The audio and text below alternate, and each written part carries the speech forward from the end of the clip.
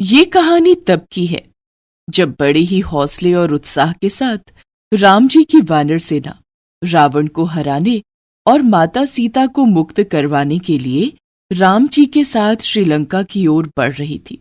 वो जब आगे बढ़ रही थी तो विशाल समंदर देखकर रुक गई। फिर लक्ष्मण ने राम जी को एक बाण दिया जिससे वह पूरा समुद्र सूख जाता। लेकिन फिर जैसे ही श्री राम जी ने तीर कमान संभाला, उतने में समुद्र देव जी उनके सामने प्रकट हुए। प्रभु, कृपया ऐसा ना करें। आप भली भांति जानते हैं कि आपके इस बाण से सारा समुद्र पल भर में सूख जाएगा। मुझ पर ऐसा अन्याय मत कीजिए प्रभु। अगर आप चाहें तो आप समुद्र पर सेतु बनाकर ये समुद्र पार कर सकते हैं। आपका ये सुझाव हमें पसंद आया समुद्र देव। इस तरह तो हम दोनों की समस्या का हल निकल जाएगा। इसके बाद श्री राम की वानर सेना सेतु बनाने लगी। नल और नील पत्थरों पर राम लिखते और बाकी की सेना उन्हें समुद्र में उठाकर रखती। उन पत्थरों पर श्री राम का नाम लिखने से वो पानी में डूबे नहीं और ऊपर की ओर तैरने लगे। ये देख सभी वानर सेना बहुत खुश हुई।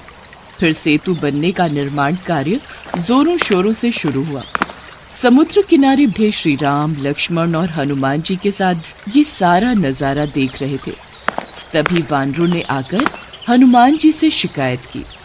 प्रभु, सारा कार्य ठीक ठाक से हो रहा है, लेकिन एक छोटी सी गिलहरी सागर के तट पर इधर उधर घूम रही है।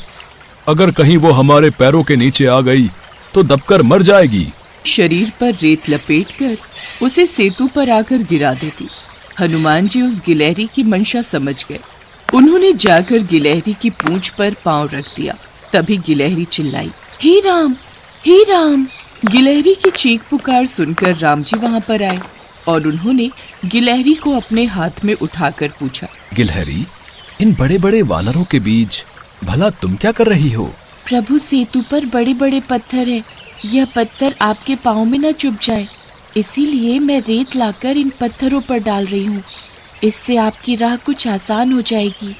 वानरों को आपकी सेवा करते देख मेरे मन में भी ये अरमान जागा कि मैं अपने प्रभु की कुछ सेवा करूं और इस राम सेतु में मैं भी अपना योगदान दूं। गिलहरी, तुम्हारे रेत के कुछ कण डालने से भला क्या ही होगा? प्रभु, आप सत्य कह रहे हैं। मैं इस सृष्टि की इतनी लघु प्राणी होने के कारण इस महान कार्य हेतु आखिर कर भी क्या सकती हूँ, और इसका भला मूल्यांकन भी क्या होगा। प्रभु, पत्थर उठाना तो मेरे बस में नहीं, इसलिए मैं ये बालू ले आई। मेरी ये छोटी सी सेवा प्रभु आप स्वीकार करें और मुझे अपनी शरण में लें। गिलहरी की बातें सुनकर राम जी बहुत प्रभावित हुए और फिर मुस्कुराते हुए बोले, गिलहरी, तू इतनी छोटी सी है। हनुमान ने जब तेरी पूंछ पर पांव रखा तो तुझे बहुत दर्द हुआ होगा ना? बता, इसके लिए मैं हनुमान को क्या दंड दूं? प्रभु, यह तो हनुमान जी के चरणों की कृपा थी कि उनके चरण मुझ पर पड़े और मैं आपके हाथों में आ गई और मुझे आपकी कृपा मिली। तुम नन्ही सी जान हो, अतः मेरे प्रति तुम्हारा ये समर्पित प्रेम अतुलनीय है। संसार में तुम जहां कहीं भी रहोगी, लोग तुम्हें देखकर मुझे याद करेंगे और मेरी परम भक्त मानकर तुम्हें सदैव अच्छी दृष्टि से देखेंगे।